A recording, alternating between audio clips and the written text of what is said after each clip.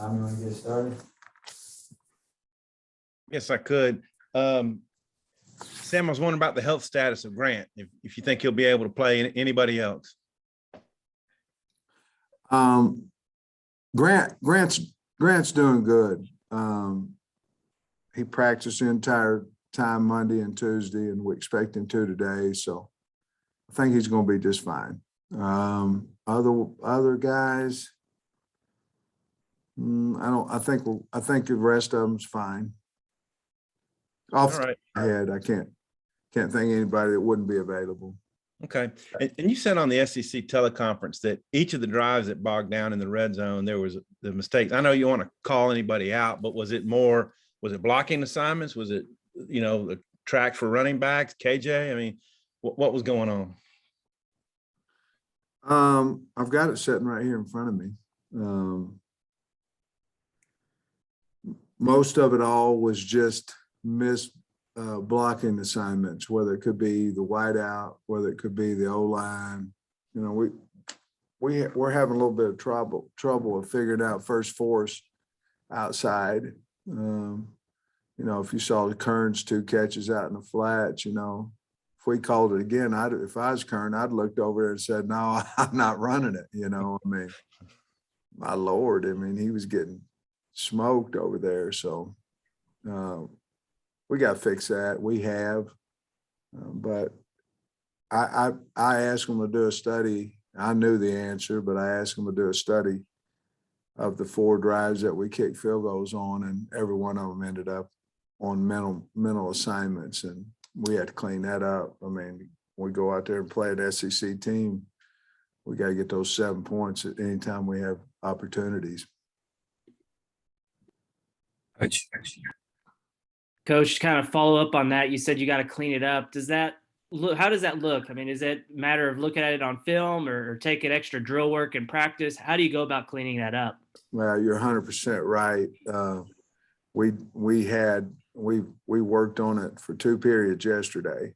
Now, part of that is, I'm not blaming the kids now. I'm blaming me. It's got to all get fixed. And part of that is, we had some young kids in the game at the time and learning experience for them, but I'd rather them learn in practice and be right in the game, so we're going to get better there. And that's we means all of us, not just a young man that made the mistake. But yeah, the only way I know how to correct something is go work on it. And that's what we did in individual yesterday. And then also, whether it be because of injuries or targeting penalties, you haven't had all 3 of your linebackers available at one time very much yet. But when you have all 3 of them, how do you determine kind of the rotation? Is it kind of a feel for it, or is it determined ahead of time? How do you determine which 2 guys are out there at one time? We have a coaches meeting every Saturday morning. It's how we're going to play the players. And so in that meeting, if there's not a whole heck of a lot of difference in this guy, that guy, and that guy, it's really, really easy to stay with the formula. We want, let's say, for instance, Bump to come out, we use a 75 play game. Let's say that we want him coming out with 50 and somebody else with 50, maybe Grant to get 65 or whatever it may be. And so we kind of have a formula there on how we're going to play them, when we're going to put them in. I believe if you're going to put somebody in the game, you need to put them in early to get used to what's going on out there. So you can talk to them a little bit about what's happening. They can relay messages back to what's going on the field. But we have that, and we stay with it for the most part. Now, if there is a significant amount of difference between the players, or if there's an inexperienced player and all heck's breaking loose on the field like Rice, sometimes those numbers, don't quite, nobody wants to play an inexperienced guy at those times in the game. So we try to have that done on Saturday and talk about it. And that's kind of the formula, how we do it. Nate. Just looking at last year's tape, what is Tomlin, what problems does he present at quarterback for Georgia Southern? Big time athlete, he throws the ball well as well, but what in their first 2 games, I think they've pitched the ball in their option 4 times. And then you turn his in there, and he's going to pitch it if he needs to pitch. He's going to keep it if he needs. He's going to hand it off. So, he's got experience at it. Very good athlete, elusive, fast. I like him. A good thrower. I think that coach is doing exactly what he needs to do with his talent, running that option. And he's got a big back. I like that big back. That he rushed for, I don't know what it was, 150 plus in the first game, where they just running power with him in inside zone off the option, with the threat of option as well. Thank you. Trey. Hey, Coach. So you mentioned earlier that you didn't like practice yesterday. I guess the energy or enthusiasm. What do you think led to that? And is that just as simple as with these guys bringing it up to them in terms of fixing it?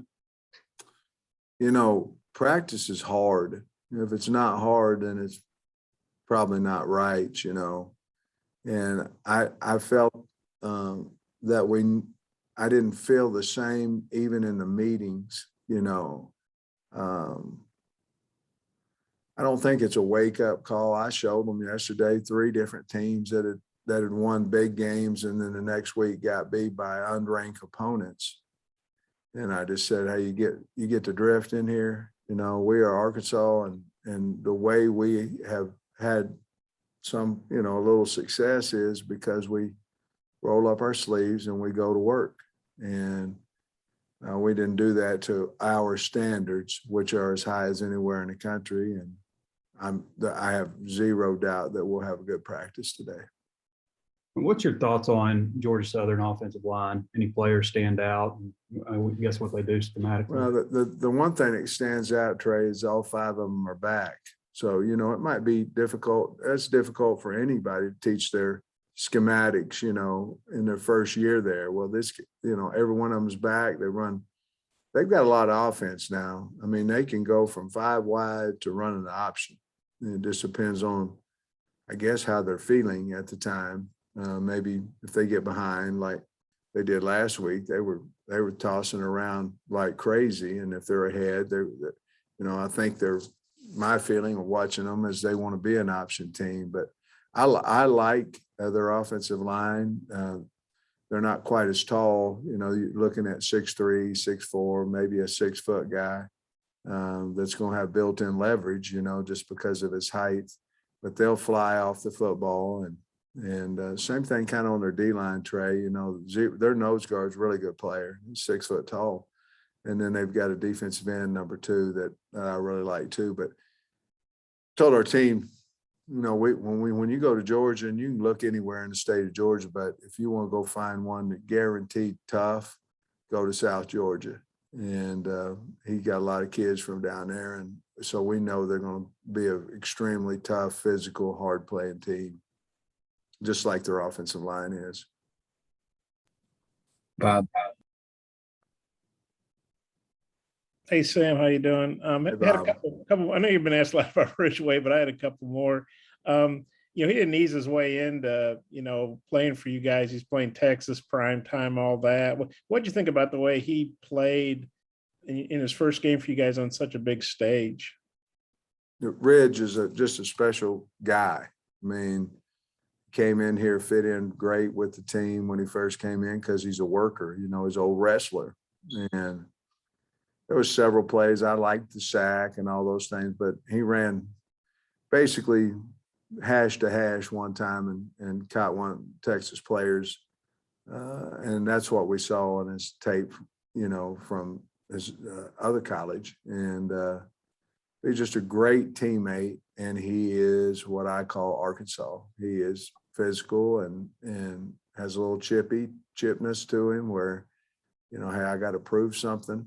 And he fit in really well for us. And based on his camp, which I assume was pretty good, and based on how he played the other night, what are your expectations for him moving forward? More and more, better and better. He'll do it too because he's a worker, and he's got a big body, 6'5", 6'6", 3 1/4, and he can run. But he's one of them guys you can pat on the back and he's going to play harder and better versus, man, I am pretty good.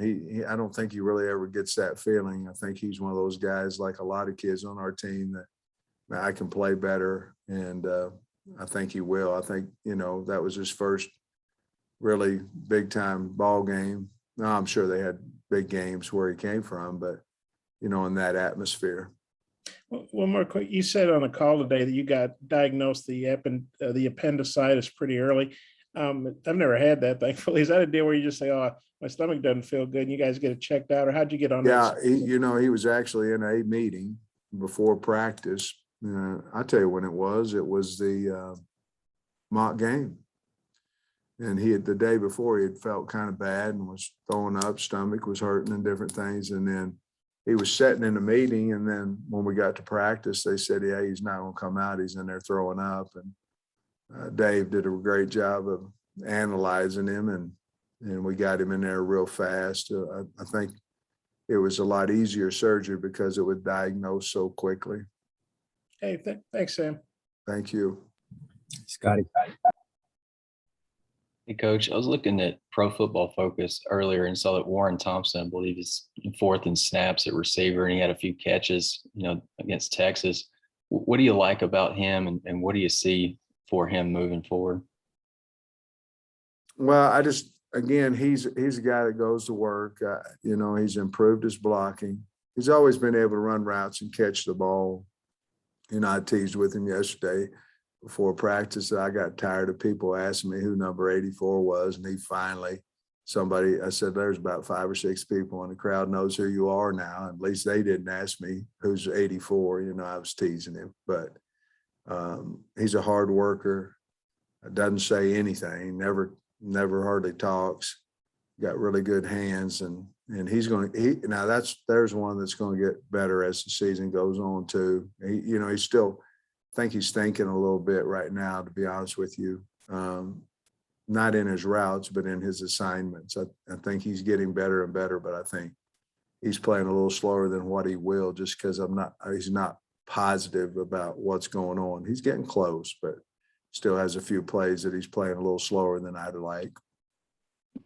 Lastly, Cam Little got his first SEC award earlier in the week. Just curious what you thought about what he's brought to your kicking game so far and just the confidence you have in him. Well, y'all were at the spring game, you've come a long way since then. And he's as confident as you can be right now. And I'm as confident as you possibly could be in him. And, what's amazing is when you throw a guy out there and you're really not, I never even think about anything but get the kickoff team ready, because he make them in practice and make them in the game. So I've been really proud of him, and he's done a great job. Amazing how strong a leg he has for not a very big dude, but that's like me in a golf swing, I don't want to play with a small guy at golf because he drives me by 100 yards, it's not any fun. Let me know if we got more questions in the chat. Tom? Hey, Sam, my question's about your scout for the defense. Is it hard to set up an offensive scout, and they're not used to doing that? And is it Renfro and Coley running quarterback? Coley. Yeah, I'd even guys today, we're going to do a little bit 2 versus 1, 1 versus 2, and a little bit of service, just so Malik can run the option against them a little bit. I think he needs to. And we also obviously run the option some with Malik. But I think our scout team was part of the problem yesterday. I don't think we did a great job on either side of the ball on the scout team, and they're so valuable to us. And so today I'm going to do a little bit more 2 versus 1, 1 versus 2 in our good on good sessions, which there's not many of them. There might be 12 plays all the day in practice, but those 12, we're going to do it 2 versus 1, 1 versus 2, so we can, service a little bit, get that look at a faster pace. Last one, Bob. Hey, Sam, I get what you were saying Monday about, last year, whether you guys had a big win or a tough loss, the team always responded the next week, but that was against an all SEC schedule. You're always playing another SEC team. Is it any different when, all due respect to Georgia Southern, they're obviously not an SEC team. They're coming off a 32-point loss, I guess it is. I mean, is it any different trying to get your guys ready for a non-conference game versus an SEC game? I would think so. I mean, we've already proven that we weren't ready to play against Rice, so obviously it wasn't easy for us to get our team prepared, ready for that, because we didn't play any good, at least offensively, in that game for at least 2.5 quarters. And so we certainly have looked back at that in the mirror, it's easy to blame the kids for stuff, but the kids basically, they'll do whatever we ask them to, and we've got to continue to be, and I'm talking about me, a better coach.